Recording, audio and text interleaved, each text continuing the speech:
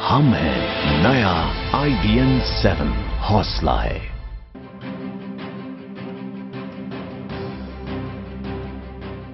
बस खत्म होने वाला है इंतजार। 19 अक्टूबर को हो जाएगा फैसला। हरियाणा और महाराष्ट्र में किसकी बनेगी सरकार। IBM 7 के 2000 रिपोर्टरों का नेटवर्क आपको दिखाएगा पल पल की खबरें, एक एक सीट का लेखा जोखा। लेकिन उससे पहले सबके मन में एक ही सवाल, क्या फिर होगा मोदी चमत्कार। और मेरा तो मंत्र है, न खाऊंगा न खाने दूंगा। इनकी बर्बादी इसलिए हुई क्योंकि उन्होंने देश को बर्बाद किया है। विकास की नई ऊंचाई पर हरियाणा पहुंचना शुरू हो जाएगा। नरेंद्र मोदी ने आम चुनाव में भ्रष्टाचार पर किया करारा वार। जनता ने उन्हें दिया बहुमत का तोहफा। महाराष्ट्र और हरियाणा में भी उन्होंने किया भ्रष्टाचार पर ही वार। रैलियों में जनता से जब भी हुए वो मुखातिब, उन्होंने जनता को भ्रष्टाचार से मुक्त राज्य के दिखाए सपने, गिनाए कांग्रेस सरकारों में हुए घोटालों की फहरिस्त। क्या महाराष्ट्र और हरियाणा चुनाव में भी रंग लाएगी उनकी यही रणनीति। क्या भ्रष्टाचार पर वार करके वो लुभा पाए हरियाणा और महाराष्ट्र की जनता को। देखिए क्या भ्रष्टाचार विरोधी मंत्र का हुआ मारक असर। तो चलिए महाराष्ट्र और हरियाणा चुनाव में भ्रष्टाचार के मुद्दे पर चर्चा हम करेंगे, लेकिन आपको एक बार फिर से बता देते हैं कि मोदी सरकार ने अब से कुछ ही देर पहले एक बड़ा फैसला लिया है। पेट्रोल की तरह डीजल की कीमत को भी डीरेगुलेट कर दिया है, यानी कि डीजल अब सरकारी नियंत्रण से बाहर है। डीजल की कीमत अब बाजार तय करेगा। कंपनियां तय करेंगी कि डीजल को किस कीमत पर बेचा जाए। डीजल के डिकंट्रोल होने से आज आधी रात से डीजल के दाम 3 रुपए 37 पैसे कम हो जाएंगे। आज कैबिनेट की बैठक में कई अहम फैसले लिए गए। वित्त मंत्री अरुण जेटली ने प्रेस कॉन्फ्रेंस कर इन तमाम फैसलों की जानकारी दी।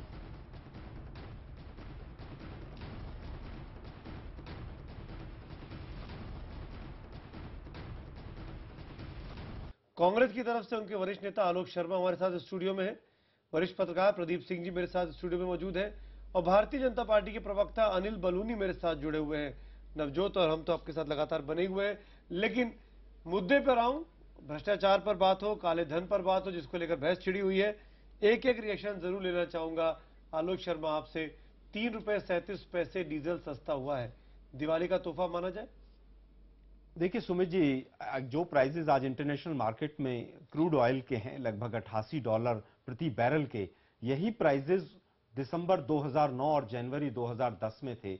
और उस समय जो हमारे यहां पर डोमेस्टिक मार्केट में डीजल के प्राइसेस थे वो 37 रुपए 75 पैसे थे। तो मैं समझता हूं कि आज 2 रुपए 3 रुपए घटा देना केवल एक तरह से ऊंट के मुंह में जीरे के बराबर है। आज केंद्र सरकार को चाहिए कि वो इसको कम से कम 40 रुपए पर डीजल को लेकर आए, जिस तरह से इंटरनेशनल मार्केट में प्राइसेस घटे हैं। क्या ये संभव है प्रदीप सिंह जी? 40 रुपए कर सकते हैं नरेंद्र मोदी जी? देखिए मनमोहन सिंह तो कर नहीं पाए थे। नहीं, मनमोहन सिंह जी ने उस समय पर किया है 2009 में, जिस समय 88 रुपए 90 रुपए डीजल के प्राइसेस थे। आज तो $88 जो है बैरल के प्राइसेस हैं सुमित जी। नहीं, देखिए जब तथ्यों की बात आप करते हैं तो आधा सच वो झूठ से ज्यादा खतरनाक हो जाता है। आलोक जी बिल्कुल सही बात कह रहे हैं कि ये प्राइस जो है इंटरनेशनल मार्केट में क्रूड की उस समय इतनी थी, लेकिन सवाल यह कि उस समय $1 में रुपए का क्या भाव था। आपको उसका भी ध्यान रखना होगा कि हमारा इंपोर्ट बिल हम जो खरीद रहे हैं वो हमें कितने में मिल रहा है। तो रुपए का क्या भाव था, आज जो 61-62 के बीच में है रुपया, उस समय कितने में था, इससे तय होगा, केवल इससे नहीं कि इंटरनेशनल मार्केट में क्रूड की प्राइसेस क्या थी। बलूनी साहब, एक चीज बताइए, क्योंकि आप तो जाहिर तौर पर सरकार का फैसला है, सरकार के साथी होंगे, बीजेपी के प्रवक्ता हैं आप, लेकिन डी कंट्रोल करा है अपने डीजल के को भी, सरकारी नियंत्रण से बाहर निकाला है। ऐसे में जब दाम बढ़ेंगे अंतर्राष्ट्रीय बाजार में, तब क्या होने वाला है? आम व्यक्ति, आम किसान जो डीजल का इस्तेमाल करता है, उस पर बोझ ना पड़े, उसके लिए कोई इंतजाम रहेगा कि नहीं?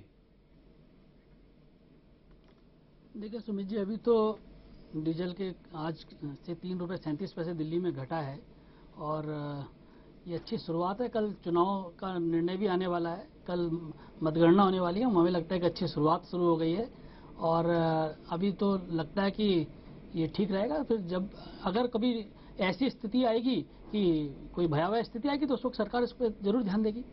चलिए आप ध्यान देंगे। अब आप कुछ बोलना चाह रहे हैं लोग, जब बोलिए, फिर मैं काले धन पे आता हूँ। उस समय पर जो डॉलर की कीमत थी वो 57.5 रुपए थी 2010 में, तो बहुत ज्यादा डिफरेंस नहीं था। और मैंने कोई आधा झूठ नहीं बोला है, मैंने पूर्ण सत्य बोला है। नहीं, मैंने ये नहीं कहा कि आपने झूठ बोला है, कोई बात हमने कहा आपने आधा सच बोला है। नहीं, आधा सच नहीं बोला मैंने, सिर्फ पूर्ण सत्य बोला है। चलिए मैं इसमें लौटूंगा, लेकिन हम आज का जो बड़ा मुद्दा है जिस पर यह बहस बुलाई गई है काले धन को लेकर, उस पर आना चाहूंगा। इन दिनों काले धन को मामले पर राजनीति काफी तेज हो चुकी है। कांग्रेस ने बीजेपी पर जनता को गुमराह करने का एक गंभीर आरोप लगाया है। वित्त मंत्री अरुण जेटली ने सफाई देते हुए कहा है कि सरकार काले धन को वापस लाने के लिए हर संभव प्रयास कर रही है। ये बयानबाजी सरकार के उस हलफनामे के बाद शुरू हुई जिसमें सरकार ने सुप्रीम कोर्ट को बताया कि विदेशी बैंकों के अकाउंट में धारकों का नाम सार्वजनिक अभी नहीं किया जा सकता है। महाराष्ट्र और हरियाणा के चुनाव में कांग्रेस ने यह मुद्दा खूब जोर शोर से उठाया कि आखिर प्रधानमंत्री नरेंद्र मोदी के वादे का क्या हुआ। आखिर 100 दिन में काला धन वापस लाने का वादा वो कब पूरा करेंगे। चुनाव के बाद ये मुद्दा और गर्मा गया जब सुप्रीम कोर्ट में सरकार ने हलफनामा दिया। इस समझौते की वजह से विदेशियों के हाथ में काला धन रखने वालों का नाम उजागर नहीं किया जा सकता। कांग्रेस ने एक बार फिर इस मुद्दे को हाथों हाथ लिया। अब वो कह रही है कि लोकसभा चुनावों के दौरान और उससे पहले जो बीजेपी तत्कालीन यूपीए सरकार पर काले धन के मालिकों को बचाने का आरोप लगा रही थी, आखिर वो अब पलट कैसे सकती है। प्रधानमंत्री जो आज के हैं, इन्होंने कहा कि हरेक के अकाउंट में 15-15 लाख रुपए हम जमा करवा देंगे। तो सबको 15 लाख रुपए का इंतजार है कि वो 15 लाख रुपए उनके अकाउंट में कब आएंगे। असल में शुक्रवार को केंद्र सरकार ने काले धन पर सुप्रीम कोर्ट में एक हलफनामा दाखिल किया था जिसमें उसका कहना था कि विदेशी बैंकों के अकाउंट धारकों का नाम सार्वजनिक नहीं किया जा सकता। सरकार अंतर्राष्ट्रीय संधि यानी डबल टैक्सेशन अवॉइडेंस ट्रीटी से बाध्य है। इस संधि के मुताबिक जब तक किसी के खिलाफ इनकम टैक्स का मामला कोर्ट में दर्ज नहीं हो जाता तब तक उसका नाम सार्वजनिक नहीं किया जा सकता। अब कांग्रेस का कहना है कि ये बात बीजेपी को पहले भी बता दी थी, तो आखिर उसने जनता को गुमराह क्यों किया। हालांकि अब बीजेपी का ये कहना है कि असल में वो कांग्रेस सरकार के दौरान की गई संधि से बेबस है। अभी जो काले धन के भारत लाने के रास्ते में कांग्रेस पार्टी द्वारा बिछाए गए कांटे, कूड़े करकट को हम साफ कर रहे हैं ताकि काले धन को भारत लाने में के रास्ते बिल्कुल साफ हों। वित्त मंत्री अरुण जेटली ने भी ब्लॉग लिखकर कांग्रेस के आरोपों पर सफाई दी है। वित्त मंत्री ने लिखा है कि सरकार काले धन के मामले में कोई रिस्क नहीं लेना चाहती। अगर कोई भी नाम सार्वजनिक हुआ तो हमें भविष्य में विदेशी सरकार कोई जानकारी नहीं देगी। इससे पहले हमने कुछ नाम सुप्रीम कोर्ट को दिए थे जिसे याचिकाकर्ता ने सार्वजनिक कर दिया। जर्मनी ने इस पर नाराजगी जाहिर की है। हमारे पास दो विकल्प हैं, या तो हम नाम सार्वजनिक करें या विदेशी सरकारों से ज्यादा जानकारी हासिल कर कार्रवाई करें। यूपीए सरकार इतने सालों तक इस पर बैठी रही। हमने सरकार बनते ही एसआईटी का गठन किया और स्विट्जरलैंड सरकार के साथ एक अहम संधि की। सवाल यह है कि क्या कालाधन सिर्फ चुनावी मुद्दा बना रहेगा या फिर सरकार सच में इसे लेकर गंभीर है। कहा जाता है कि भारतीयों के विदेशों में खरबों रुपए काले धन के तौर पर जमा है, लेकिन सच्चाई ये है कि आज तक इसका पुख्ता आंकड़ा भी सरकार पेश नहीं कर सकी। लोगों को मोदी सरकार से इस दिशा में पुख्ता कार्रवाई की उम्मीद है। एक तरफ जहां ये मामला सुप्रीम कोर्ट में लंबित है, वहीं इस पर राजनीतिक उठापटक खत्म होने का नाम नहीं ले रही। क्या ये मामला सिर्फ आरोपों प्रत्यारोपों के बीच दफन हो जाएगा या फिर इस पर संजीदगी से कोई कार्रवाई भी होगी? एहतिशाम खान, दिल्ली, IBN 7। अनिल बलूनी जी, मैं शुरुआत आपसे ही करना चाहूंगा। आप लोगों ने, जैसे कि कांग्रेस ने कहा, बड़े बड़े वादे किए थे। क्या सरकार गंभीर है वाकई तौर पर कि जिन लोगों का काला धन बाहर है? क्योंकि कांग्रेस को तो हमने देख लिया और कांग्रेस ने भुगत भी लिया नतीजा। कांग्रेस की क्या स्थिति हुई हम सब जानते हैं। आलोक जी भी यहाँ बैठे हुए हैं, कोई छुपी हुई बात नहीं है। क्या बीजेपी वाकई में संजीदा है कि काले धन जिनके नाम है उनको सार्वजनिक किया जाए, उनको अरेस्ट किया जाए? जी, भारतीय जनता पार्टी की जो हमारी सरकार है, केंद्र सरकार है, ये गंभीर है और इसका इसी से पता लगता है कि जिस दिन पहले कैबिनेट हुई उस दिन हम लोगों ने SIT बनाई काले धन को वापस लाने के लेकर, और हमारी एक टीम अभी कल ही लौटी है जो स्विट्जरलैंड सरकार से बात करके आई। स्विट्जरलैंड सरकार ने पहली बार एक अच्छा हमको रिस्पांस दिया है। उन्होंने कहा एक समय सीमा के अंदर हम आपके साथ कोऑपरेट करने के लिए तैयार हैं। तो हम लोग इस पे गंभीर हैं, हम लोग इस पे प्रयास कर रहे हैं। हम स्विट्जरलैंड सरकार हमारे साथ इसके लिए भी समझौता करने के लिए तैयार हो रही है कि आने वाले समय में एक ऐसा एक ऑटोमेटिक एक सिस्टम तैयार हो जिसमें हम सूचनाओं का आदान प्रदान करें।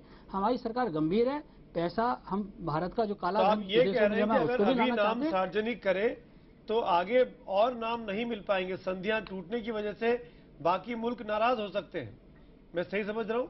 देखिए सुमित जी, विषय ये है कि काला धन हम लोग ला रहे हैं।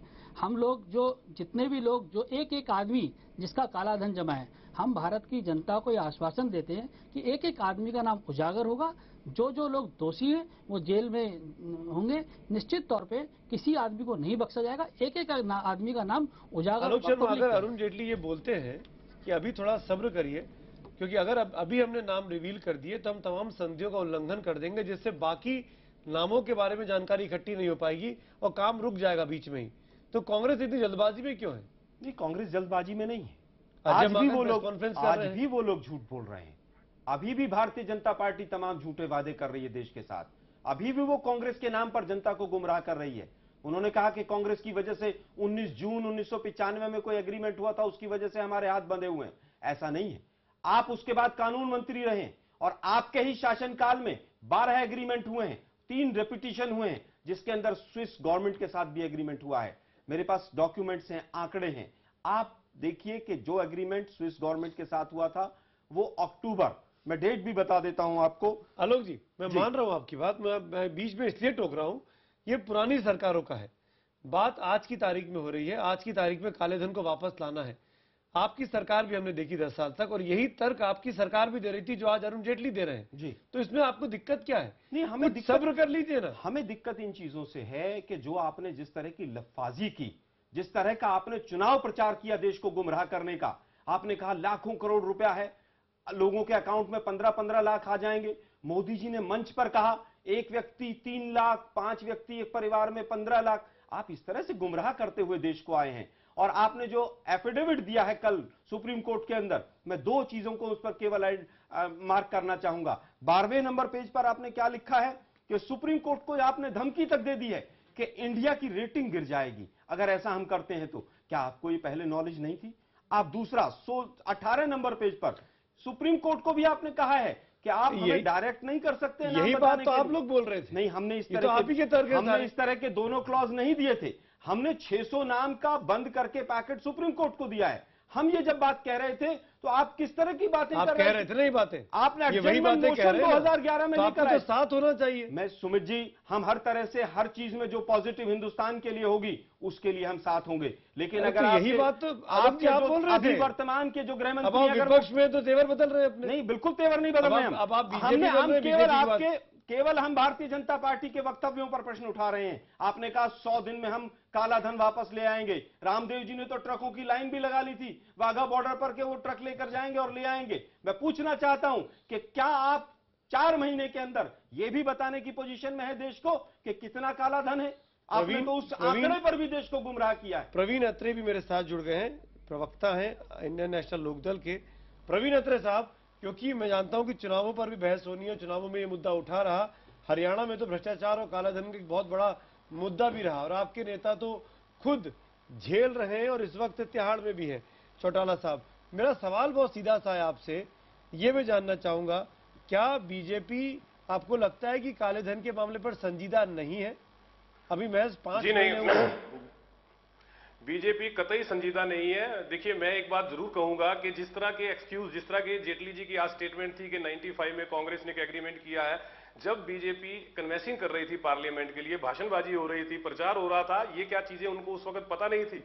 इन चीजों से एक चीज बिल्कुल स्पष्ट हो जाती है कि भारतीय जनता पार्टी के नेता केवल लोक लुभावने नारे और वायदे करके जनता को गुमराह कर रहे थे। कॉन्क्रीट लेवल पे अभी तक कोई ना एफर्ट समझ में आया, ना ही कोई एफर्ट नजर आ रहा है। अत्रे साहब, केवल लोगों को बहकाने की कोशिश है। अगर बीजेपी गुमराह कर रही थी और अगर सरकार जो चुनाव के नतीजे आएंगे तो आप किसी भी कीमत पर बीजेपी के साथ हाथ नहीं मिलाएंगे? देखिए मैं आपको ये बात कई बार हो चुकी है और बहुत से चैनल ये बात पूछते हैं। हमारा एकदम क्लियर और स्पष्ट स्टैंड है कि हमने कांग्रेस मुक्त हरियाणा बनाना था, जिसमें हम कामयाब हो गए हैं और कल 11 साढ़े 11 बजे तक वो क्लैरिटी आ भी जाएगी और हमें किसी भी लेवल पे जरूरत नहीं पड़ेगी कि हम बीजेपी से कोई हाथ मिलाएं, क्योंकि हमारी वैसे ही कांग्रेस मुक्त की बात कर रहे हैं, बीजेपी मुक्त की बात नहीं कर रहे हैं, क्योंकि बीजेपी हरियाणा में है ही नहीं ना कहीं पे। सुमित जी, बीजेपी का हरियाणा में कोई वजूद नहीं था, तो मुक्त करने की जरूरत नहीं है। अभी तो सबसे मजबूत पार्टी दिख रही है। देखिए वो केवल जो जिस तरह से पोस्ट पोल सर्वे है ये आप उसके बेस पे कह रहे हैं, लेकिन ग्राउंड रियलिटी टोटली डिफरेंट है। क्यों इतना जल्दी करें? कल पता लगेगा किसका अस्तित्व है और किसका नहीं है। तो वो तो मैं बोल रहा हूं कि वो तो कल 11 बजे समझ में आ ही जाएगा, लेकिन पोस्ट पोल सर्वे की बात ना करें, उनके ऊपर विचार ना करें। ग्राउंड रियलिटी टोटली डिफरेंट है। पोस्ट पोल की बात नहीं करता, लोकदल की सरकार बन रही है। पोस्ट पोल की बात नहीं करता। इंडियन नेशनल लोकदल के राष्ट्रीय प्रवक्ता प्रवीण अत्रे IBN 7 पर इस बात की घोषणा करते हैं कि इंडियन नेशनल लोकदल किसी भी कीमत पर बीजेपी के साथ हाथ नहीं मिलाएगी। मैं कह रहा हूं जरूरत नहीं पड़ेगी सुमित जी, कोई जरूरत ही नहीं पड़ेगी। अगर जरूरत पड़ी तो भी हाथ नहीं मिलाएगी। आप इस बात को इस तरह से कहें, हमें जरूरत नहीं है, क्योंकि अगर जरूरत पड़ी तो भी हाथ नहीं मिलाएगी अत्रे साहब। देखिए जो काम होना नहीं है तो उस पर विचार क्यों किया? नहीं, आप ऐसे बात, देखिए जो काम नहीं, सिचुएशन ए की बात कर रहे हैं आप, क्योंकि आपको सूट करती है। सिचुएशन बी आपको डिफिकल्टी में डालती है, तो आप उसकी बात नहीं कर रहे। आप दोनों आगे बंद नहीं कर सकते। जब हमें पूर्ण बहुमत मिल रहा है और हमें पता है, हमारे पास जो डाटा इन्फॉर्मेशन है, हम बहुमत में आ रहे हैं। वोट पड़ चुके हैं, कल वोटों की गिनती होनी है। आज तो सही बात करिए। मैं आपसे आप जीत भी रहे, मैं आपकी बात मान लेता हूँ, बधाई दे देता हूँ। अगर आप साथ में होते मिठाई भी खिला देता। पर एक बात बता दीजिए, अगर नहीं जीते, आप मेरी बात मान लीजिए 1 मिनट के लिए, तो क्या बीजेपी के साथ हाथ मिलाने का स्कोप है कांग्रेस मुक्त हरियाणा के लिए? सुमित जी, ऐसा है, ऐसी किसी भी संभावना पे विचार करना मैं नहीं समझता, क्योंकि मुझे जब इस चीज का पता है, पार्टी को इस बात का क्लियर एहसास है कि हम बहुमत में आ रहे हैं, तो ऐसी किसी संभावना पे मैं विचार ही क्यों करूं? मतलब क्लियरली बोल रहे हैं कि आप बीजेपी से हाथ नहीं मिलाएंगे चाहे कुछ हो जाए। मैं ये बोल रहा हूं कि हमें जरूरत नहीं पड़ेगी। आप क्लियरली बोल रहे हैं कि हाथ नहीं मिलाएंगे। मैं ये बोल रहा हूं कि हमें जरूरत नहीं प्रवीण अत्रे ये कह रहे हैं कि हाथ नहीं मिलाएंगे। नहीं, देखिए आप फिर देखिए शब्दों को घुमाने। मैं ये बोल रहा हूं हमें जरूरत नहीं पड़ेगी कि हमें बहुमत मिल रहा है। आपका मतलब आप ये कह रहे हैं कि हाथ मिला सकते हैं? प्रदीप सिंह जी, नहीं, मैं ऐसा भी नहीं कहता। देखिए फिर वही बात, INLD की बात, ऐसी संभावना बन ही नहीं रही, तो हम क्यों इस पे विचार करें? प्रदीप सिंह जी आप बोलो। आज चर्चा ये है कि कांग्रेस और INLD की बात हो रही है कि अगर दोनों मिलकर बीजेपी को रोक सकते हो तो रोकें। ऐसा संभव है आलोक जी? नहीं, मुझे नहीं लगता किसी भी लेवल पर कोई भी कहीं विचार भी ऐसा हुआ है। INLD हमेशा से हमारी कांग्रेस की हरियाणा के अंदर एक प्रतिद्वंदी पार्टी रही है और आगे भी किसी तरह के हाथ मिलाने की कोई संभावना नहीं है। बलूनी साहब, इस बार 70% से ऊपर वोटिंग हुई। हरियाणा की स्पेसिफिकली बात कर रहा हूं, क्योंकि हरियाणा के मुद्दे पर हम आ गए हैं। मैं ये जानना चाह रहा था कि क्या ये एंटी इनकम्बेंसी वोट पड़ा है? नहीं सुमित जी, मैं एंटी इनकम्बेंसी जरूर कुछ हो सकती है, लेकिन मेरा मानना है कि ये वोट जो है विकास के लिए वोट है।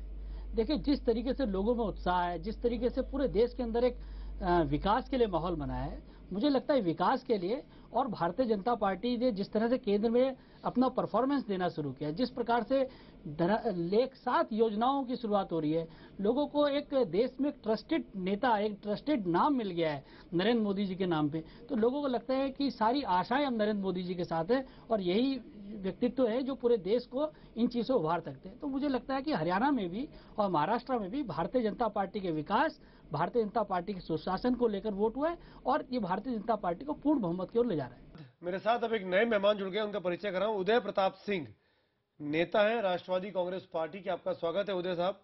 बातचीत चल रही है भ्रष्टाचार की, बातचीत चल रही है काले धन की। कांग्रेस अब बीजेपी पर इल्जाम लगा रही है कि काले धन को लेकर बीजेपी गलत बयानी कर रही है। क्या आपको भी लगता है, क्योंकि आप उस यूपीए सरकार के भागीदार थे जिसका ये स्टैंड था कि अभी हम नाम डिस्क्लोज नहीं कर सकते हैं, वही बात आज की सरकार बोल रही है?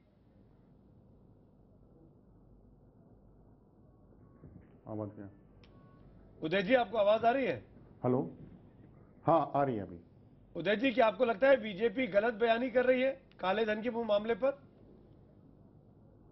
देखिए, जैसे उन्होंने अपने सारे भाषणों में कहा था कि 100 दिन के अंदर मैं लेके आऊंगा, 100 दिन के अंदर मैं उजागर करूंगा। बताइए कौन से भाषण में? 100 दिन के अंदर बोले थे। उदय जी, कौन से भाषण में कहा था? किस तारीख को और किसने? उन्होंने चुनावी सभी भाषणों में जब भी बात हुई उन्होंने कहा था। एक जगह बताइए अनिल बलूनी। और आपने कहा था 100 दिन का वादा किया थे, 100 दिन के अंदर के थे। भाषण में तमाम भाषणों में कहा गया था। और महाराष्ट्र की एक सभा में कहा था कि हम 100 दिन के अंदर चुनाव के जिस दिन नतीजे आ जाएंगे उसके 100 दिन के अंदर हम ब्लैक मनी लेकर आएंगे। मोदी जी ने 100 दिन नहीं कहा था, लेकिन मोदी जी के 3 स्टेटमेंट मैं आपको सुनाना चाहता हूं। उन्होंने पहले कहा था कि 10 वर्षों में क्या ये दिल्ली में बैठी सरकार 1 रुपया भी वापस लेकर आई? मैं पाई पाई वापस लेकर आऊंगा। और 3 लाख का जो आंकड़ा था वो भी मोदी जी ने ही दिया था। तो जिस तरह से भारतीय जनता पार्टी ने देश को गुमराह किया और कल जिस तरह से सुप्रीम कोर्ट में 800 पेज का हलफनामा देकर दिल्ली की और देश की जनता के साथ धोखा किया, मैं समझता हूं बीजेपी को पूरी देश की जनता से माफी मांगनी चाहिए। साहब जवाब दीजिए। देखिए आलोक जी जो है वो बड़े परेशान है और आलोक जी अपनी सरकार में जब तक इनकी सरकार रही सुप्रीम कोर्ट कह के थक गए कि कांग्रेस के मित्रों वो बना लिए एसआईटी बनाइए। एसआईटी बनाने के बाद क्या हुआ 4.5 महीने में? आप बताइए ना, क्या बलूनी साहब आप ऑन रिकॉर्ड आज ये बता सकते हैं कितना ब्लैक मनी है बाहर? आलोक जी रुक जाइए, सुनिए आलोक जी रुक जाइए, शांति रखिए, चिंता मत कीजिए। एसआईटी बनने से क्या हो गया? आपका स्टैंड वहीं का वहीं खड़ा हुआ। आलोक जी आपको एसआईटी सुप्रीम कोर्ट ने कहा इसलिए आपने बनाई और उस समय पर चुनाव चल रहे थे इसलिए हुआ वो। ये आप लोग 10 साल तक कुंडली मार के बैठे रहे और आप लोगों ने कभी कोई कार्रवाई नहीं की। 2011 में राम जेठमलानी जी ने केस डाला है सुप्रीम कोर्ट में। 10 साल की बात मत कीजिए आप। हाँ नहीं सुनिए, हमने 2009 के पहले से कांग्रेस हम 2009 से लगातार काले धन के ऊपर सवाल उठाते रहे हैं। आप सवाल ही तो उठाते रहे, गंभीरता से नहीं। हमारा भी तो यही सवाल है कि आप केवल सवाल उठाते रहे, आप केवल और केवल देश की जनता को गुमराह करते रहे। आप बताइए ना कॉन्फिडेंशियल एग्रीमेंट जो हुआ है स्विस गवर्नमेंट के साथ, 2 फरवरी 2001 को जिस समय माननीय अरुण जेटली जी आलोक जी सुन लीजिए आलोक जी, वरना मुझे बीच में आना पड़ेगा। सुन लीजिए अनिल बलूनी को। अनिल बलूनी जवाब दीजिए। आलोक जी इतना तेज बोलने से, सुनिए आलोक जी इतना तेज बोलने से आपका पाप नहीं छुप जाएगा। पूरे देश की जनता जानती है कि काले धन पे आपका क्या स्टैंड रही है। नहीं बिल्कुल, आप सुन लीजिए, आपकी सरकार ने कभी कोई गंभीर प्रयास नहीं किया। हमने पहले दिन एसआईटी बनाई, हमारी लगातार कांग्रेस की सरकार ने दी। 92 देशों के साथ संधि की हमने। आप बताइए आपने 4.5 महीने में क्या किया है? हम बहुत जल्दी, देखिए एक आदमी जेल के अंदर जाएगा। हम किसी को बख्शने वाली नहीं सरकार। हम आपकी तरह कुंडली मार के नहीं बैठेंगे। आपने 1.5 साल पहले रॉबर्ट वाड्रा पर आरोप लगाए थे राजस्थान में सरकार के चुनाव से पहले। दामाश्री पुस्तक आपने निकाली थी, उसका क्या हुआ? बिल्कुल हरियाणा की जनता बताएगी दामाश्री की शुरू नहीं की। दामाद आप केवल आपके हाथी के दांत दिखाने के और खाने के और भ्रष्टाचार और ब्लैक मनी को यूज करके आपने कहीं ना कहीं देश की जनता को गुमराह किया। अनिल बलूनी अब चलिए मैं बीच में इंटरवीन करता हूँ बीच में। आप दोनों का डायलॉग बहुत हो गया। सुनिए प्रदीप सिंह जी। नहीं सुमित जी हाँ चलिए आप कंप्लीट करिए। राजस्थान के अंदर कार्रवाई हो रही है। राजस्थान में कार्रवाई हो रही है। एक केस बता दीजिए कौन सी कोर्ट में चल रहा है? ऑन रिकॉर्ड बोल रहे हैं आप अभी। सुनिए आप फिर झूठ बोल रहे हैं। एफआईआर हो चुकी है इस विषय पे। अरे आलोक जी सुन लीजिए, चिल्लाने से कुछ नहीं होगा। आप बताइए 3 एफआईआर हो रही है। बिल्कुल मैं जानकारी आप सुनिए, 3 एफआईआर हो चुके हैं, जांच चल रही है। एफआईआर नहीं, आप गलत बयानी कर रहे हैं। रॉबर्ट वाड्रा नहीं, जमीन घोटाले पे हुई है। किसके ऊपर हुई है बताइए? जब जांच होगी, जांच होने दीजिए ना। अभी सुप्रीम कोर्ट ने जून में आपको कहा, ऑडिटर जनरल ऑफ हरियाणा ने आपको कहा, अभी भी आपको तसल्ली नहीं हो रही है।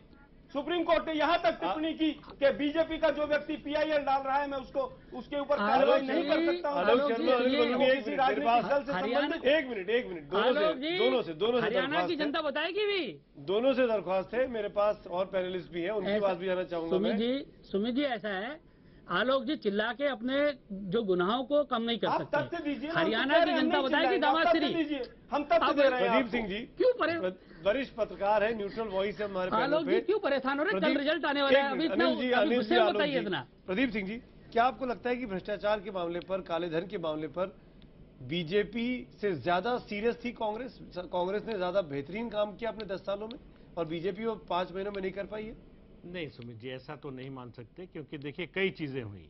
जैसे ये जो नाम मिले, ये और पहले मिल सकते थे। सरकार लगातार, यूपीए सरकार हीला हवाली करती रही। ये नाम मिलने के बाद भी जब सुप्रीम कोर्ट में मामला गया, तब 2011 में ही सुप्रीम कोर्ट ने एसआईटी बनाने की मांग की। सरकार ने कहा कि आपको ये अधिकार नहीं है जांच कमेटी बिठाने का, ये हमारा काम है, हम नहीं मानेंगे। सुप्रीम कोर्ट के फैसले के खिलाफ रिव्यू के लिए गई सरकार। उसके बाद फिर सुप्रीम कोर्ट ने कहा कि नहीं, एसआईटी बनानी पड़ेगी आपको। तब एक टाइम फ्रेम तय किया, तब भी नहीं बनाया सरकार ने, नई सरकार ने बनाया। लेकिन जो ये आज और सुप्रीम कोर्ट में हलफनामा दिया सरकार ने, जो बयान आ रहे हैं एनडीए और बीजेपी नेताओं के, ये बात कांग्रेस पार्टी का ये आरोप निश्चित रूप से ठीक लगता है कि आपको पता था कि लीगल प्रोसीजर क्या है, आपको पता था कि जो कॉन्ट्रैक्ट हुए हैं, एग्रीमेंट हुए हैं, उनमें प्रावधान क्या है, फिर भी चुनाव के दौरान आपने ये गलत कैंपेन क्यों बनाया? बिल्कुल, इसमें कोई शक नहीं है। लेकिन ये कहना तो मानेंगे ना, दोनों पार्टियों की कांग्रेस सिचुएशन ज्यादा गंभीर थी काले धन को लेकर और ये सरकार नहीं है, आज सिचुएशन बिल्कुल पलट गई है। बिल्कुल, जो बात बीजेपी कह रही थी वो बात कांग्रेस कह रही है। दोनों वही एक ही बात बोल रहे हैं, क्योंकि यही सरकारी रूप से, कानूनी रूप से तथ्यात्मक एक इंपॉर्टेंट साउंड बाइट है, वो दिखाना यहाँ बहुत जरूरी है, क्योंकि उसके बाद मुझे प्रवीण अत्रे साहब के पास भी चलना है, काफी देर से हमारे साथ हैं। प्रवीण अत्रे साहब, आप नहीं बोल पा रहे थे, मैं आपके नेता की आवाज सुना रहा हूं आपको, दुष्यंत चौटाला। सुनिए वो क्या कह रहे हैं गठबंधन को लेकर, अगर चुनावों में आईएनएलडी को बहुमत नहीं मिला तो, जो कि आप मान रहे हैं कि मिल रहा है, लेकिन वो प्लान बी का उनका तैयार है। सुन लीजिए।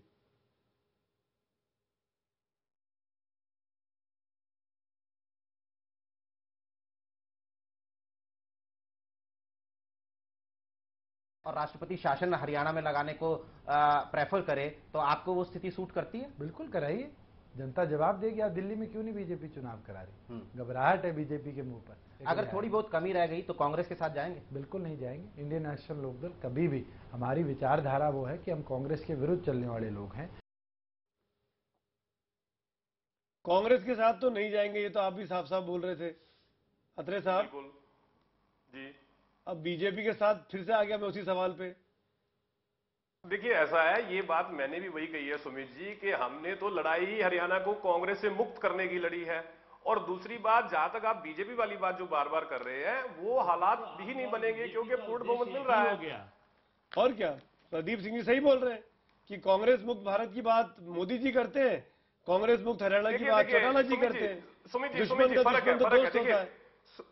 सुमित जी फर्क है थोड़ा सा। देखिए, जो भारतीय जनता पार्टी है, इनकी करनी और कथनी में बहुत बड़ा फर्क है। अभी मैं थोड़ी देर पहले जो साहब लड़ रहे थे आपस में रॉबर्ट वाड्रा वाले इशू पे, ये साहब भूल रहे हैं कि रॉबर्ट वाड्रा के खिलाफ सार्वजनिक आवाज हमने उठाई थी और वही कारण था जो आज हमारे नेता जो है जेल में है, क्योंकि हमने रॉबर्ट वाड्रा के खिलाफ इंक्वायरी कराने की बात की थी। और भारतीय जनता पार्टी राजस्थान में जो ये बार बार अभी बोल रहे थे कि जी जांच चल रही है, जांच चल रही है, ये भी कोरी लिफाफेबाजी है। देखिए, ये एक ऐसा केस है जिसमें डॉक्यूमेंट्री एविडेंस है, कोई लंबी चौड़ी जांच की जरूरत नहीं है। डॉक्यूमेंट आपके सामने अगर हैं तो आप उस पर कार्रवाई क्यों नहीं करते? मतलब सीधा सा है, कांग्रेस ने जनता का बेवकूफ बनाया, वही काम अब भारतीय जनता पार्टी कर रही है, क्योंकि इन्होंने जो वायदे किए थे अब उन वायदों को पूरा नहीं कर रहे हैं और लिफाफेबाजी कर रहे हैं। और जेल में आप चले गए, ये समझ नहीं आया हमें। देखिए, आप ये बात, एक बात समझिए, सबसे पहले ये बात सार्वजनिक मंच पे प्रेस कॉन्फ्रेंस पे हमारे नेताओं ने बोली थी कि रॉबर्ट वाड्रा ने जितने घोटाले जमीनों से संबंधित हरियाणा में किए हैं, इंडियन नेशनल लोकदल की सरकार के आते ही सबकी जांच की जाएगी और जो भी जरूरी होगा वो कार्रवाई होगी। ये सबसे पहले हमने कही थी। बात मुद्दों की चल रही है, बात कल होने वाले चुनाव परिणामों की के ऊपर क्या अटकलें हैं उसकी चल रही है। अगर मुद्दों की बात की जाए प्रदीप सिंह जी, तो क्या आपको लगता है कि क्योंकि हम आखिरी सेगमेंट में आ गए हैं, ये चुनाव खासकर 2 विधानसभा वाले पूरी तरीके से मोदी वर्सेस ऑल हो गए थे? एक तरफ नरेंद्र मोदी है जो दिन में 3-3, 4-4, 5-5 रैलियां कर रहे थे, और वहीं कांग्रेस के जो बड़े बड़े नेता है, सोनिया गांधी जैसे, राहुल गांधी जैसे, वो दिन में 1 या 2 रैली, और वो भी चुनाव प्रचार शुरू होने के मतलब आखिरी 1 हफ्ते में दिखाई दी। क्यों? नहीं, देखिए, बीजेपी इस समय एक ऐसी पार्टी है जो एसेंडेंस पे है, जो बढ़ रही है आगे। नरेंद्र मोदी का लक्ष्य है, जो कांग्रेस मुक्त भारत की बात करते हैं, उसका अर्थ ये है कि जो स्थिति आज से 30-35 साल पहले कांग्रेस की देश भर में थी, यानी केंद्र में हम सत्ता में हो और राज्यों में भी। बीजेपी का बढ़ना समझ में आता है, असेंट पे है, पर कांग्रेस क्यों डिसेंट पे अपने आप को मान रही है? कांग्रेस देखिए एक निराशा के माहौल में है, न केवल पार्टी का कार्यकर्ता बल्कि नेतृत्व के स्तर पर भी एक क्लैरिटी नहीं है। 2 पावर सेंटर बन गए हैं। राहुल गांधी का एक ग्रुप माना जाता है, सोनिया गांधी के साथ जो लोग हैं, ऐसा नहीं कि कोई झगड़ा हो रहा हो, लेकिन किसी को मालूम नहीं कि किसके साथ रहने से कौन नाराज हो जाएगा, कौन खुश होगा। राहुल गांधी उनकी जो सोच है कि जो पुराने लोग हैं ये पार्टी को आगे नहीं बढ़ने दे रहे। आलोक जी, देखिए प्रदीप साहब बड़े वरिष्ठ पत्रकार हैं, मैं बड़ा सम्मान करता हूं उनका, हो सकता है उनकी व्याख्या ऐसी रही हो, लेकिन कांग्रेस के अंदर किसी भी तरह का कोई द्वंद्व, किसी भी तरह का किसी भी धरातल पर, किसी भी आधार पर नहीं है। जहां तक बात अभी कांग्रेस मुक्त भारत की कही, मैं समझता हूं कि जो बाई इलेक्शंस हुए, राजस्थान में 4 में से 3 सीटें हमने बीजेपी से छीनी, गुजरात में 3 सीटें हमने बीजेपी से छीनी, मैं समझता हूं कहीं ना कहीं उसकी भी हवा निकल चुकी है। और हिंदुस्तान के इतिहास में पहली बार हुआ है कि कोई प्रधानमंत्री जिसके यहां पर आने वाले 6 महीने 8 महीने में कोई बाई इलेक्शन हुआ हो उनकी लोकसभा कंस्टिट्यूएंसी में और वो हारा हो, वो मोदी जी ने अपना आंकड़ा प्रस्तुत किया है। बनारस के अंदर जवाब दे दीजिए, ब्रेक में जाना है मुझे। बनारस के अंदर जो विधानसभा का चुनाव हुआ उसमें बाई इलेक्शन स्वतंत्रता के बाद पहली बार हुआ है कि प्रधानमंत्री जवाब दीजिए। सुमित जी, लेकिन मेरे को थोड़ा समझ लीजिए, देखो मुझे 2 बातें कहनी है। एक, जो हमारे आईएनएलडी के जो मित्र है उन्होंने जो कहा था कि कोरी लिफाफेबाजी हमारे तो शब्दावली का शब्द इन्हीं लोगों के संस्कार में इस प्रकार के शब्द होंगे। बीकानेर और सांगानेर में 3 FIR हुई है, मैं मित्र को बता दूं, और 4 अधिकारी सस्पेंड हो चुके हैं। तो हम लोग कोरी लिफाफेबाजी नहीं, हम लोग धरातल पे काम करते हैं।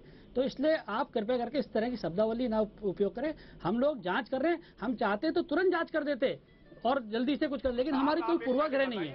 हम लोग गंभीरता से अफसर सस्पेंड किए हैं। रॉबर्ट वाड्रा की जो इन्वेस्टिगेशन हो रही है केस की, उसका आईओ कौन है? क्या कोई कमेटी जांच कर रही है या कोई पूरी बात भाजपा के साथ आपको फीडबैक दिया है, उसको जाके पूछना क्या रॉबर्ट वाड्रा का कहीं नाम भी है? आप केवल झूठ और आलोक जी, आप तेज बोल के दबा नहीं सकते किसी की बातें। आप हताशा में इतना तेज मत बोलिए। हताशा में नहीं हूँ, आप अभी लिफाफेबाजी को शब्दावली बता रहे हैं। नहीं, जांच कर रही है।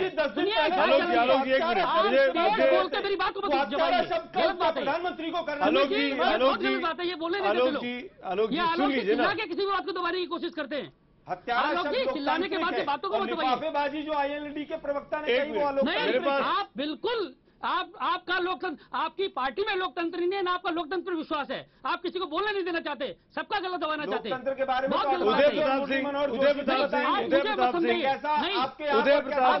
गलत बात है आपकी। उदय प्रताप रॉबर्ट वाड्रा के हम लोग जांच कर रहे हैं, चिंता क्यों कर रहे हैं? एक मिनट बलून जी, माफी चाहता हूँ, वक्त खत्म हो रहा है। उदय जी काफी देर से इनका तरीका हमारी बात में ये बीच में बोलना शुरू कर देते हैं। आलोक जी को इनको आप अपनी बात बोलिए ना, जब हम बोलना शुरू करते हैं। उदय जी, एक आखिरी कमेंट आपका जरूर लूंगा। क्या कांग्रेस अपने बात शुरू कर देते हैं? क्या कांग्रेस की नैया डूब रही थी इसलिए आप कांग्रेस का साथ छोड़ के अलग हो गए आखिर में? नहीं, ऐसी बात नहीं थी। देखिए, पहले उनकी युति टूटी और हमारी युति बाद में टूटी है, और यह सब लोग अपना अपना ताकत आजमाने का समय था, और 15 वर्ष साथ में हम लोग थे, तो उसको बहुत जरूरी हो गई थी संगठना के लिए कि इस बार अकेले लड़ा जाए, और हमने अपनी ताकत इस बार दिखानी है। और हमेशा सीएम और डिप्टी सीएम के बीच के जो डिफरेंसेस थे उस एक आखिर में हम बड़े हैं, एक आखिर में बड़ी है। एक आखिर में उदय जी, तो क्या अब एनसीपी हमेशा अकेले रहेगी? अब एनसीपी कांग्रेस या फिर बीजेपी या सेना किसी के साथ हाथ नहीं मिलाएगी अगर हंग असेंबली आती है कल? नहीं, पब्लिक के बीच में हम गए हैं, पब्लिक चुन के देगी, और पब्लिक का जो भी रिजल्ट होगा उसको हम मान्य करेंगे। यानी सबके साथ गठबंधन करने के लिए आपके रास्ते खुले हुए, चाहे बीजेपी हो चाहे सेना हो। पब्लिक का जो भी निर्णय होगा वो हमें स्वीकार होगा। मतलब आपके लिए दुश्मन कोई नहीं है। बहुत बढ़िया, पहली बार किसी नेता ने इतनी साफगोई से बात की है, शुक्रिया। एक बार फिर आपका स्वागत है। हमारी ये महा कवरेज लगातार जारी है। आप हिंदुस्तान के इलेक्शन हेडक्वार्टर से देख पा रहे हैं सबसे बड़ी कवरेज। केवल 11 घंटे का वक्त बाकी है। सुबह 8 बजे वोटों की गिनती शुरू हो जाएगी। महाराष्ट्र और हरियाणा के परिणाम अगले 2 से 3 घंटों में दोपहर करीब 12 बजे तक स्पष्ट हो चुके होंगे कि कहां पर क्या हुआ है। क्या मोदी का चमत्कार हुआ या मोदी के नाम पर इस बार चमत्कार नहीं हो पाया? तमाम संवाददाताओं का जाल हर सीट पर है। 378 सीटें हैं, 378 संवाददाता हैं जो आपके लिए IBN 7 पर सबसे तेज अपडेट लेके आने वाले। न सिर्फ तेज बल्कि सटीक भी, बिल्कुल ठीक खबरें। ये तमाम चीजें आप देख पाएंगे IBN 7 पे। और कल सुबह 6 बजे से IBN 7 आपको एक नए रूप में, एक नए तेवर में और एक नए हौसले के साथ